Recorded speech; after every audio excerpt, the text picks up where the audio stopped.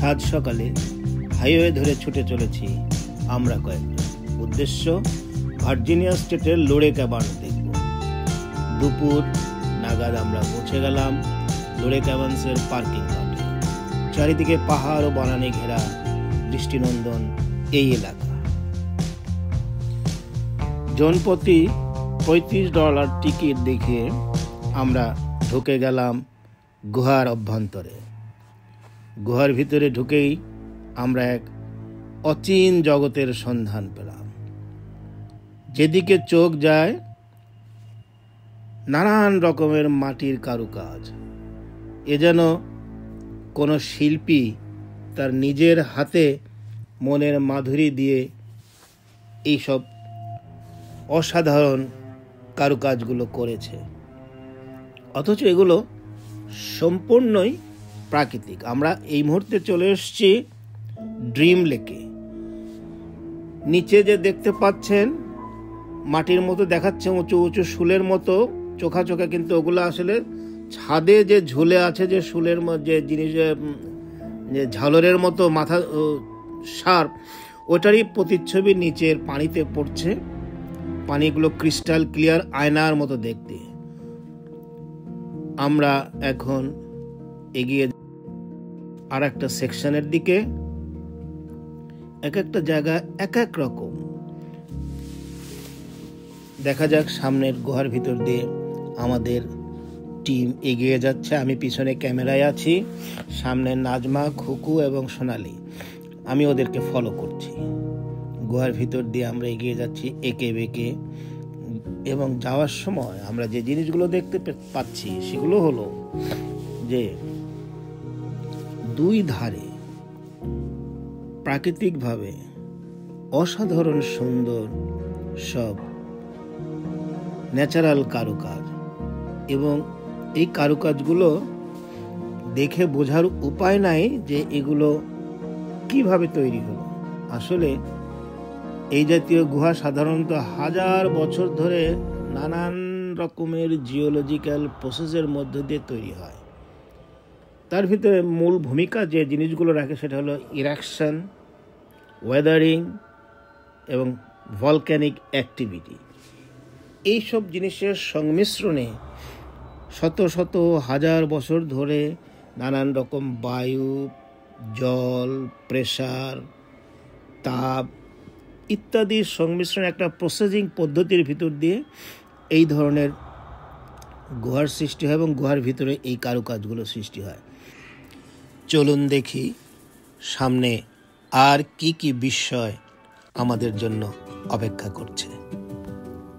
আমরা এগিয়ে যাচ্ছি, যত দূর চোখ যায় শুধু নানান রকমের কারুকাজ খচিত।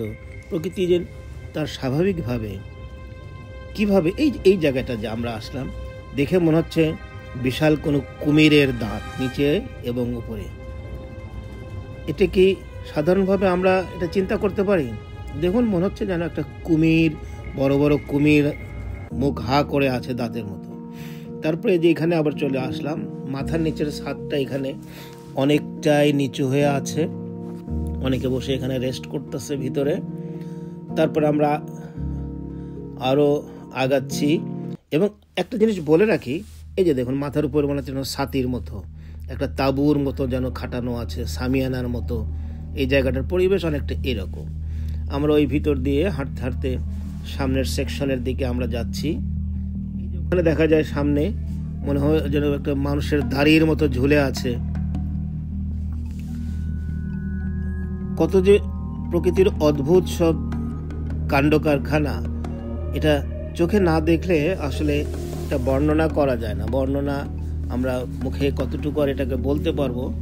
এই যে এই জায়গাটা মনে হচ্ছে একটা বনাঞ্চল, বিভিন্ন ছোট বড় গাছগাছরা মনে হয় যেন দাঁড়িয়ে আছে। আসলে এগুলো সবই পাথরের বিভিন্ন ফরমেশন, এবং এই প্রত্যেকটা জিনিস শক্ত পাথর কালক্রমে জমে জমে জমে জমে জমে জমে এক একটা শক্ত এক একটা ফরমেট হয়েছে।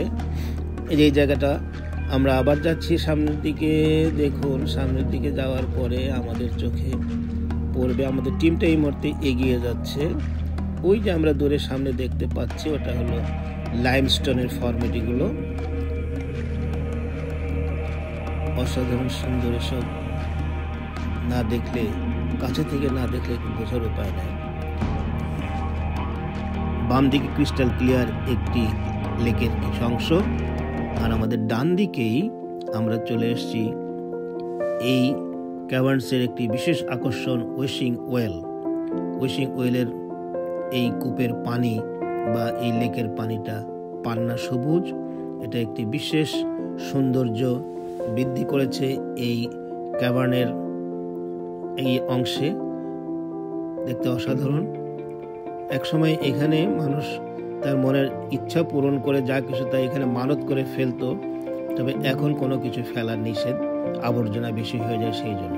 এটা একটা লাইমস্টোনে যে সাদা আমরা দেখলাম, এটা একটা লাইমস্টোনের ফরম্যাট। আমরা এই পাশটা আর একটা ঝর্ণা ঠিক না, এটা একটা লেকের মতো। যা হোক, আমরা এগিয়ে যাচ্ছি। এই পাশটা দেখেন অনেকটা সেই তাঁবুর মতো, কত রকমের যে ফরমেশন মাটিতে। এখানে একটা পিলার, বিশাল একটা পিলার। তারপরে আমরা এসে ঢুকলাম একটা এলাকা, এটা একটা অনেকটা হল রুমের মতো, যেন মনে হচ্ছে সেই রাজা বাদশাদের সাজানো একটা দরবার কক্ষ বা রংমহলের মতোই অনেকটা মনে হচ্ছে। যেমন করে রংমহলগুলো সাজিয়ে রাখে, এর চতুর্দিকটা দিয়ে সেই রকমের নানান রকমের ফরমেশনে সুন্দর সুন্দর কারুকাজ করে পুরো এলাকাটাকে প্রকৃতি সাজিয়েছে। কোনটা ছেড়ে কোনটা দেখব, যেদিকে তাকাই সেদিকেই এক একটা চোখ ধাঁধানো এক একটা সুন্দর সুন্দর এক একটা মাটির ফরমেশন। এগুলো ঠিক মাটি বললে আমাদের ভুল হবে, এগুলো মাটি না, এগুলো সবই আসলে স্টোন জাতীয়। আগ্নেয়গিরির অগ্নি উৎপাত এবং ভিতর থেকে যেসব লাভা, এসব কিছুর একটা সংমিশ্রণে এগুলো শক্ত পাথরের মতো এক একটা ফরমেশন হয়েছে। আমরা ওই চেম্বারটাকে দেখে আবার একটু সামনের দিকে এগিয়ে যাচ্ছে। দেখুন আমাদের ডান দিকে একটা অদ্ভুত সুন্দর জায়গা, আরও ডান দিকে আরও সুন্দর সুন্দর ফরমেশন আমরা দেখতে পাচ্ছি। এই জায়গাটা সুড়ঙ্গটা, কেবের এই সুড়ঙ্গটা, এই জায়গাটা বেশ চাপা। আবার আমরা কিছু দূর যাওয়ার পরেই হয়তো আবার আর একটা বড় চেম্বার আমরা দেখতে পাবো, একটা হল রুমের মতো দেখতে পাবো। যা হোক, আমরা এগিয়ে যাচ্ছি। আর আমাদের ভ্রমণকালও প্রায় শেষ হয়ে আসছে।